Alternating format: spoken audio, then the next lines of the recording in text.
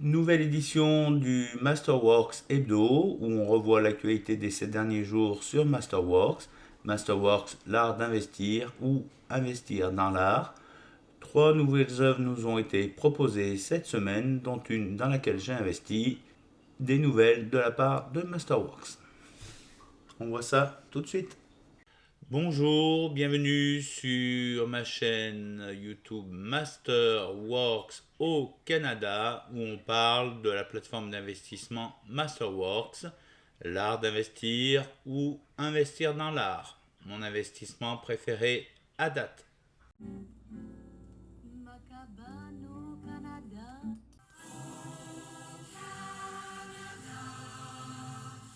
Alors, on commence l'actualité de la semaine par un courriel ou email que j'ai reçu de Masterworks, le recap du mois de mai de la part de Masterworks.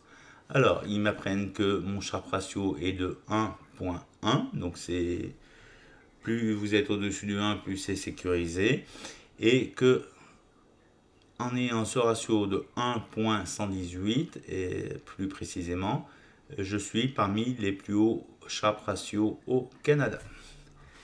J'ai examiné 143 œuvres offertes. Mes artistes qui étaient aux enchères, mais pas sur mes œuvres évidemment, c'est Cecily Brown, Free Games, qui a atteint un prix de 6,7 millions, en sachant que le record pour Cecily Brown est de 6,8 millions. Jean-Michel Basquiat, El Gran Espectáculo de Nil, a atteint un prix de 67,1 millions, en sachant que le record de prix pour un Jean-Michel Basquiat, c'est 110,5 millions. Bon, j'ai du Jean-Michel Basquiat, mais ce n'était pas mon œuvre. Et Sam Gillians, dont j'ai des œuvres aussi, son œuvre Orion a atteint un prix de 1,1 million, alors que son prix record est de 2,2 millions. Alors, on apprend aussi, grande nouvelle, que Masterworks ouvre une galerie. Ils ouvrent une galerie d'espace, enfin un espace de galerie permanente dans le Upper East Side, à New York, je suppose, où ils vont pouvoir exposer certaines des œuvres qu'ils ont acquises avec l'investissement fractionné, avec les investisseurs. Et plutôt que de les laisser dans un dépôt sécurisé, ils vont en exposer certaines. C'est quelque chose que j'apprécie fortement, ça donne de la visibilité. Et je sais que j'avais vu une œuvre de Jean-Michel Basquiat qui avait été prêtée par Masterworks à un musée au Canada. Et ça donne un peu plus de confiance et d'assurance dans notre investissement. Alors, il semblerait que mon portfolio se soit apprécié de 24%, que la taille moyenne des œuvres offertes c'est 3,3 millions, le genre des artistes 69% et les artistes vivants 73%. Les offres actuellement en cours, le Yayoi Kusama à Pumpkin Bag N8, celui qu'ils vont offert je pense, ou qu'ils vont acquérir. Un Georges Kondo, dont on a parlé la semaine dernière, et un Yoshitomo Nara, qui va être proposé sous peu aussi. J'ai reçu aussi un courriel de Masterworks de Anthony de Simone, ou de Simonet. Donc il me contactait concernant Yayoi Kusama, l'investissement sur Yayoi Kusama. Il dit que le rassemblement des collectionneurs d'art ce mois à New York va permettre de participer à la première saison, enfin à la première dans la saison de vente aux enchères. Il en profite pour partager une nouvelle œuvre qui est la plus grande et la plus chère qu'il possède de Kusama. Concernant la vente aux enchères, il y a plusieurs œuvres de Kusama qui viennent sur le marché et qui se sont bien vendues, supportant leur thèse à propos de son marché comme une artiste hautement de haute valeur et qui va prendre de la valeur. Ils ont aussi vendu un Kusama de leur portfolio, pas le mien évidemment. Quelques faits marquants des enchères.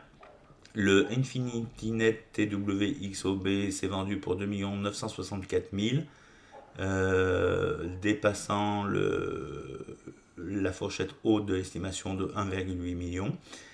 Une œuvre de Kusama plutôt dans sa carrière, porte vers l'univers, Daughter du Universe, s'est vendu pour 1 330 500 dollars par rapport à une estimation de 700 000 à 1 million.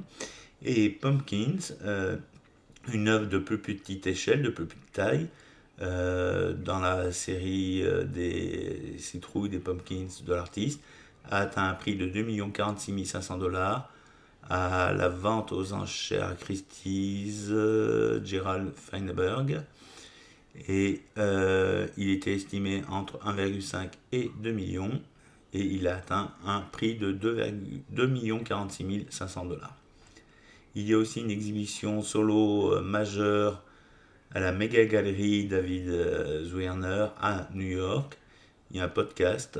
C'était le petit courriel supplémentaire en plus du récap du mois de mai.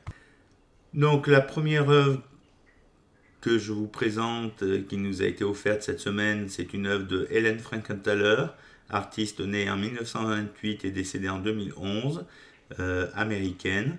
L'œuvre s'intitule Au-delà, 1975, Over and Above.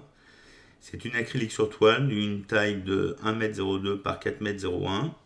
Helen Frankenthaler était l'une des personnalités américaines les plus importantes et les plus influentes des artistes expressionnistes abstraits du XXe siècle. Cette peinture est un exemple grand format caractéristique de la pratique mature d'Helen Frankenthaler qui, par l'expérimentation de matériaux et l'accent mis sur la couleur, a comblé le fossé entre l'abstrait expressionnisme et le color field painting ou peinture de champ de couleurs. Exécutée en 1975, la peinture utilise la signature de Frankenthaler, technique de trempage, qu'elle a d'abord développée dans le début des années 1950. En versant les peintures diluées directement sur la toile non apprêtée, l'artiste a produit de vastes champs de couleurs pures aux côtés de larges coups de pinceau qui fusionnent pour créer des formes ondulantes et organiques. Ce processus distinct reflète son désir de libérer la couleur et la forme des confins de la représentation et le geste délibéré de l'expressionnisme abstrait. Les balayages d'orange foncé de la peinture saignent dans des lavis de soucis ponctués d'accents délicats de vert et de lavande sur les bords de la composition. John Ederfield, ancien conservateur en chef de la peinture et de la sculpture au musée d'art moderne de New York, a salué l'approche globale de Frankenthaler en écrivant « Les coins et les bords ne sont plus ignorés. L'image et la surface de peinture sont coexistensives maintenant. Les coins et les bords sont moins limites qu'auparavant. Ils avaient auparavant été neutralisés en étant ignorés.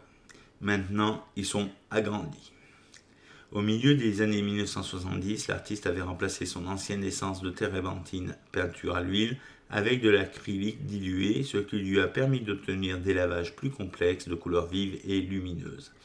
Frankenthaler travaillait de plus en plus sur de grandes toiles qui ont été posées directement au sol dans l'atelier plutôt qu'appuyées sur des chevalets. Le résultat de ces changements est un sens accru de l'expérimentation et de l'innovation qui caractérise les exemples de cette période. Helen Frankenthaler a été régulièrement incluse dans les grandes expositions internationales depuis sa première exposition à New York. En 1959, Frankenthaler a reçu le premier prix à la première biennale de Paris et en 1960, sa première exposition institutionnelle a eu lieu au musée juif de New York.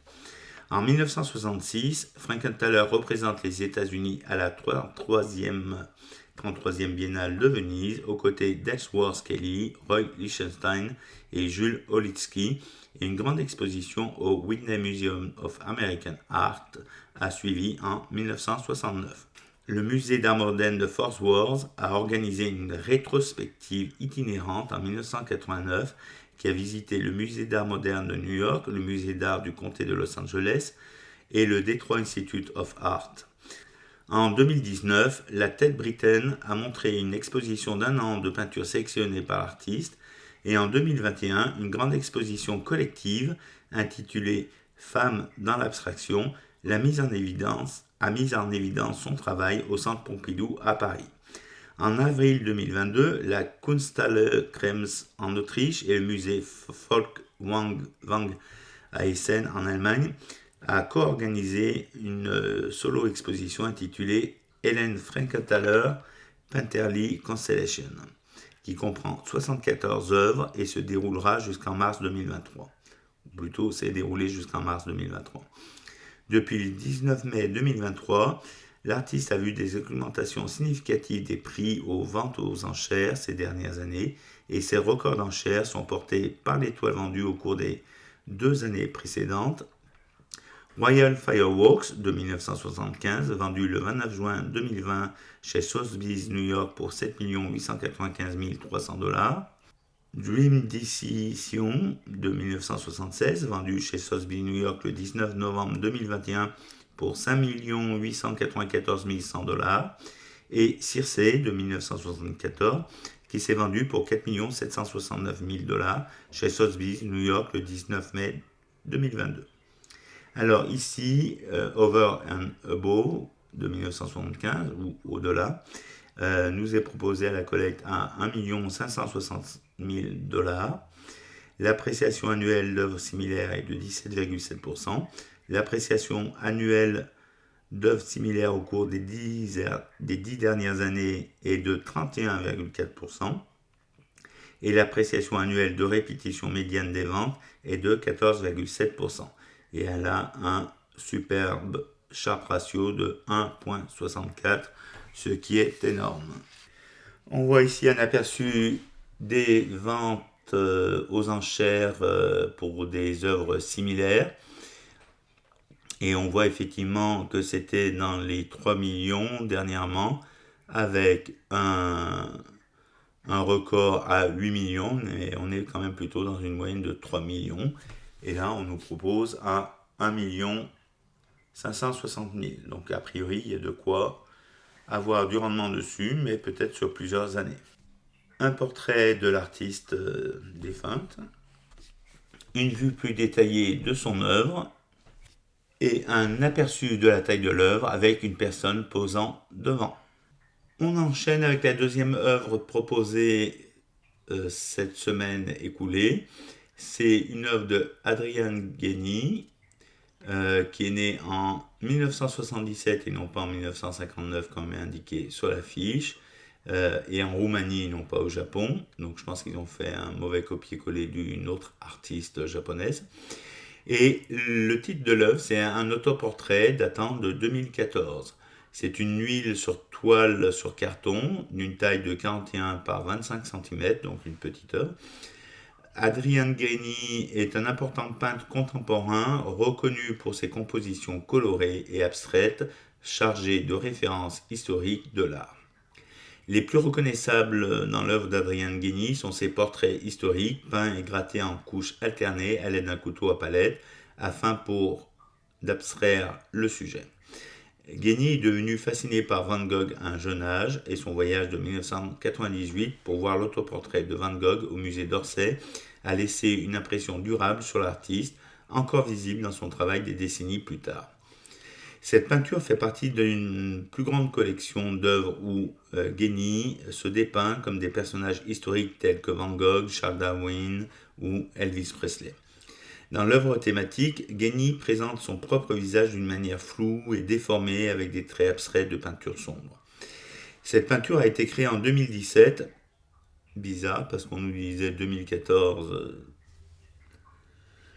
dans l'affiche, peu après la vente du Nickelodeon qui a fait la une du marché de l'art l'année précédente, et cela peut être interprété comme une exploration de la perception de l'impact de l'artiste sur la société et le canon de l'histoire de l'art en particulier.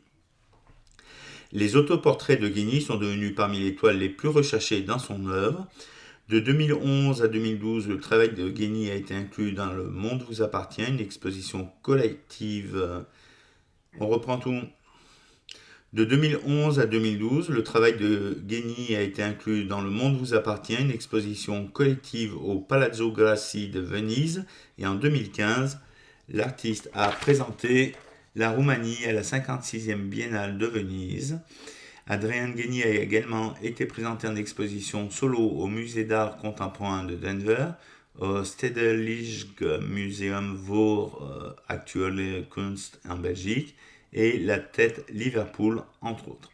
Les œuvres de Gheni sont dans les collections permanentes d'institutions renommées telles que le Museum of Modern Art à New York, le Los Angeles County Museum d'art, le Centre Pompidou à Paris, l'Hermitage Museum de Saint-Pétersbourg et la Tate Gallery de Londres.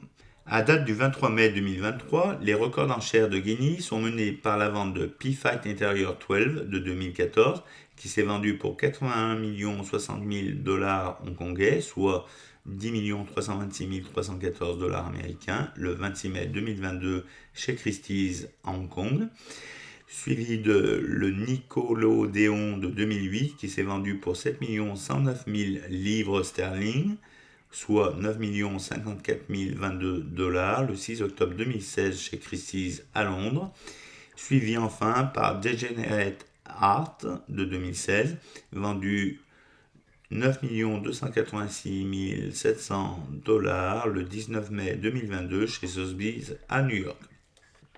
Donc là, l'œuvre qui nous est proposée cette semaine, le self-portrait, l'autoportrait, l'offre initiale est à 944 000 dollars avec une appréciation annuelle d'œuvres similaires de 26,6% et une croissance annuelle de prix record de 68,6%. Un petit aperçu sur l'évolution des ventes aux enchères pour des œuvres similaires. Donc on voit qu'il avait un prix moyen oscillant autour des 1,2 million et puis qu'il a réussi à dépasser pour se rapprocher des 1,5 million, mais pas tout à fait. Donc là, le prix proposé à 944 000 dollars devrait laisser un peu de marge pour avoir une croissance du prix dans les prochaines années. Donc c'est peut-être plus un investissement effectivement sur quelques années. Un portrait de l'artiste Adrian Gheni. Une vue plus rapprochée de son autoportrait et un aperçu de la taille de l'œuvre devant une personne qui l'admire. Et on termine par la troisième et dernière œuvre proposée cette semaine au cours des 7 derniers jours par un Banksy, artiste né en 1974 au Royaume-Uni.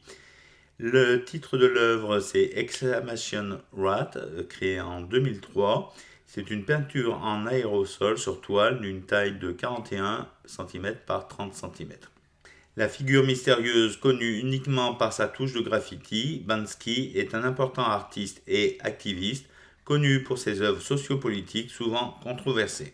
La peinture est un exemple ludique du style reconnaissable de Banksy qui intègre généralement des sujets récurrents réalisés à l'aide de bombes de peinture et pochoirs. La peinture ici représente un rat peint à la bombe portant une casquette de baseball des Mets de New York et une chaîne collier avec un point d'exclamation rouge vif sur le côté droit du rat. Le rat est représenté dans le nouveau style Underground New York des années 1980-1990. Banksy a présenté les rats comme sujet dans un certain nombre d'œuvres sur différents supports, rats souvent représentés comme engagés dans des actes malveillants, ce qui fait écho dans la peinture. Les rats sont un motif récurrent dans le corpus de Banksy et portent plusieurs interprétations possibles. Anagramme de l'art, le rat est un puissant symbole de négligence et considéré par beaucoup comme une nuisance. Surtout actif la nuit, souvent chassé et également méprisé par les établissements artistiques grand public, le rat est emblématique des artistes de rue et Banksy les a adoptés comme d'éventuels pseudo-autoportraits. Au cours de sa carrière, Banksy a produit environ 40 peintures murales de rue à travers le Royaume-Uni et Allemagne avec des rats. Ces créatures ont aussi joué un rôle important dans les expositions, en particulier l'émission de 2005 Crude Halls, où 200 rats vivants ont été relâchés dans toute la salle. En juillet 2020, l'artiste a créé une œuvre inspirée du coronavirus intitulée « Si vous ne vous masquez pas, vous n'obtenez pas », où des rats au pochoir portant des masques et éternuant sont apparus tout au long du métro de Londres. Les 3 dernières ventes des peintures uniques représentant des rats uniquement ont atteint des prix supérieurs à 250 000 $, y compris Rat and Earth de 2014 qui a été acquis par Masterworks, la sous-société 120 LLC, pour 772 856 $ ou 579 600 livres sterling chez Sotheby's Londres le 3 mars 2022, suivi par Radar Rat de 2002, vendu pour 352 800 $ chez Sotheby's New York le 13 mai 2021, et Gangsta Rat de 2012 qui dépeint un presque rat identique au tableau ici et vendu 237 500 $ chez Sotheby's New York le 15 novembre 2018. Le sujet de cette peinture, la composition et l'exécution de la peinture en font une œuvre commerciale et désirable de Banksy. Banksy a d'abord bouleversé la scène artistique londonienne en 2003 avec Tough War, son exposition inaugurale. Après ses débuts, Banksy a continué à construire sa réputation de trickster et à glisser ses propres œuvres dans de grandes institutions telles que le Metropolitan Museum of Art et la Tate Britain, parmi les collections du musée. En 2018, Banksy a pris le monde de l'art par surprise lorsqu'une version papier unique de son image emblématique Girl with Balloon a été offerte à la vente chez Sotheby's à Londres.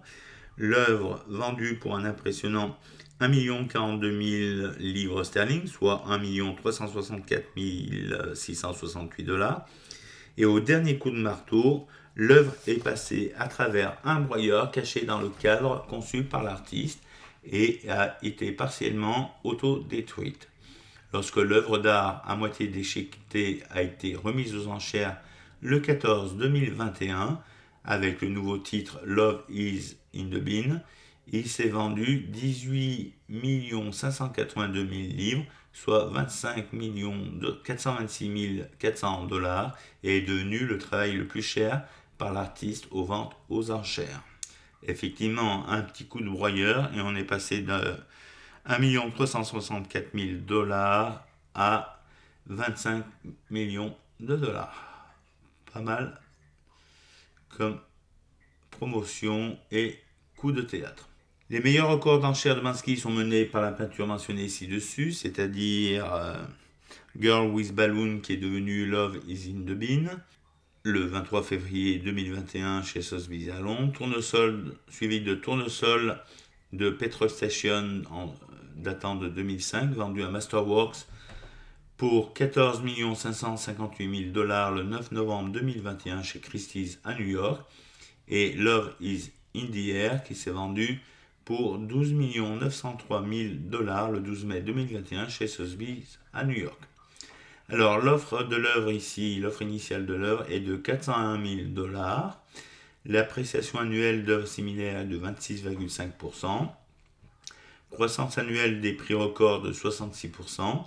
Un Sharpe ratio impressionnant de 1,40 et une appréciation annuelle de répétition médiane des ventes de 14,4%. Donc plutôt des bonnes statistiques. Donc de bonnes statistiques, mais ça me paraît un peu cher. Si on regarde les ventes aux enchères pour des œuvres similaires, on est dans quand même on a atteint les 800 000 $ avec un record à 2,3 millions, mais la moyenne c'est plutôt dans les 500 à 800 000 $, et ça peut qu'augmenter dans les années à venir. Donc bon placement, bon rendement. Je ne suis pas sûr qu'il y ait besoin de plusieurs années d'attente pour réaliser le rendement en revendant l'œuvre aux enchères ou à un collectionneur particulier. Surtout que c'est une petite œuvre, on reste dans des prix quand même accessibles entre guillemets, à moins d'1 million. Et du coup, j'ai investi une fraction dans cette œuvre. On n'a pas de portrait de l'artiste, on a juste sa signature à la bombe à aérosol, une vue plus rapprochée de l'œuvre et un aperçu de la taille de l'œuvre. Donc c'est une œuvre qu'on peut mettre un peu partout chez soi, ça devrait intéresser pas mal de collectionneurs, sinon ça la rend quand même plus accessible que de plus grandes œuvres. Et donc j'ai investi une fraction dans cette œuvre, un $500 américains. J'espère que ça ne mettra pas des années à se revendre pour faire un profit dessus. Mais bon, c'est mon troisième ou quatrième Bansky. Donc là, même s'il y a un autre Bansky qui sort, il faut vraiment que j'arrête. C'était l'exception à la règle, ce Bansky, mais faut pas me retenter avec un autre Bansky. On jette un rapide coup d'œil aux œuvres encore proposées sur la plateforme masterworks.com. Donc on a un Yoshitomo Nara, le Wounded de 2014. Toujours un Yayoi Kusama, un Stanley Whitney qui est revenu. Toujours l'Alex Katz, toujours le Ed Ruscha, toujours le Georges Condo qu'on a vu la semaine dernière. Toujours le Jean-Michel Basquiat, encore un autre Yayoi Kusama. Toujours le Kees Haring, le Hernan Bass qui est revenu aussi, toujours le Barbara Kruger qui a un peu de mal, toujours un autre Yayoi Kusama, toujours le Cicely Brown Where There Are No de 2013, un autre Yayoi Kusama, TWERO, Infini Silver Nets, je me souviens pas l'avoir vu celui-ci, et il vient sûrement d'apparaître parce qu'il est à 0% de collecte et l'offre initiale est proposée à 3,8 $. Un autre Georges Condo, un autre Yayoi Kusama, ça y va les Yayoi Kusama. Le Helen Frankenthaler qu'on a vu à l'instant, il est sold out, vendu, plus accessible. De même qu'un autre Yayoi Kusama qui a été vendu, épuisé. Et on a le Sam Gillian qui a été vendu, épuisé aussi. Voilà, c'est tout pour l'actualité de cette semaine. 3 œuvres qui ont été proposées à la souscription. Moi, j'ai décidé d'investir dans le Bansky qui est parti assez rapidement vu le faible prix. On a appris aussi qu'il y avait une galerie qui serait ouverte à New York pour présenter une sélection d'œuvres de Masterworks. Donc, toujours mieux que de les laisser dormir dans un entrepôt. Et c'est toujours agréable qu'en investisseur de pouvoir aller voir des œuvres dans lesquelles on a investi ou qu'on a vu passer sur Masterworks. Ça a été mon cas dans un musée au Canada lorsqu'ils ont prêté une œuvre de Jean-Michel Basquiat pour une exposition consacrée à cet artiste. J'ai créé un nouveau canal pour publier au fur et à mesure les informations sur Masterworks. Donc je vous mets le lien en description. Si vous voulez vous y abonner, vous pourrez suivre. Donc il ne doit pas y avoir des milliers d'informations publiées sur ce canal. Ça sera 1, 2, 3, enfin à fonction des œuvres proposées à la collecte. Ça sera aussi en fonction de l'actualité Masterworks. Donc voilà un autre moyen de se tenir au courant au niveau de Masterworks et de son actualité hebdomadaire.